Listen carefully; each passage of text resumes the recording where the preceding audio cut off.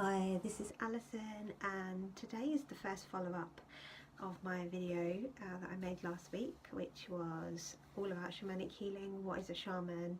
How can they help? What does it mean? Because what I found is there's a lot of confusion and preconception around what I offer as a shamanic healer. So I thought I'd make a series of videos explaining some of the most popular therapies, so it'll give people a bit more of an understanding and then help them make an informed decision whether or not they need that particular treatment. So today I've decided to focus on shamanic cord cutting, which is one of my favourite and one of the most requested things that I do. So it sounds a bit kind of like, woo, shamanic cord cutting. So what that basically means is cutting ties from past relationships.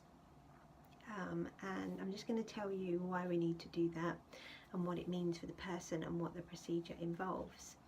So basically, to give you an overview, when we form a relationship or a bond with someone, we connect an energetic thread. It's almost like an umbilical cord. So that umbilical cord helps to support the other person. So it's almost like energy going between the two of you. So it's like the longer you're with someone, the thicker the bond becomes, the thicker the cord becomes. Now, what a lot of people don't realise is that you may have had a relationship 10 years ago, but you may still be energetically connected to that person. So for example, if you still think about an ex or a friend that you've fallen out with and they still have like either a hold over you, or you still feel some kind of emotion towards that person, it could mean that you still have cords attached. So in terms of indigenous cultures, what a lot of people in indigenous cultures do is parents will cut the cords to their children around the age of 7. That's when they almost come of age. What that does is it gives the child its own independence, and it kind of helps to sever that kind of codependency bond from a young age. So it helps the child grow.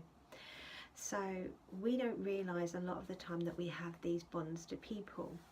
So we can have bonds to, friends, relationships, even just random, one-night sexual encounters. We still create cords and bonds to that person. So if you're an adult of, in your mid-30s or whatever it is, there's a good chance that you might have had quite a few relationships throughout your life. So you may have quite a lot of cords. So if you've got these cords within you, some of the symptoms that you can experience, so as I said, like being triggered emotionally by that person, but you can also feel drained. You can feel like someone has a hold over you, someone's controlling you. You can feel like someone has part of you, or you might feel that that person just won't leave no matter how hard you try. Or you may have just made the decision that enough is enough and you want a clean break, because ultimately that's what it does. It gives you that clean break.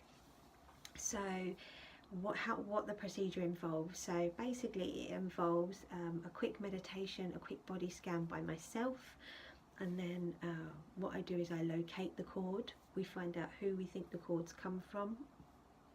We then discover if it's brought any lessons, if it's brought any wisdom, and then we remove it, and then we send it back to the other person, and then we heal the area with some sacred wood and some sacred flower sprays.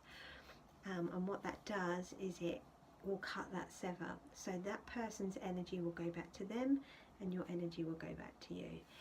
So why you would do this as well, so if you imagine every day in the bank of life you're given £100, but you're giving your grandmother who's annoyed you, you're giving her £10.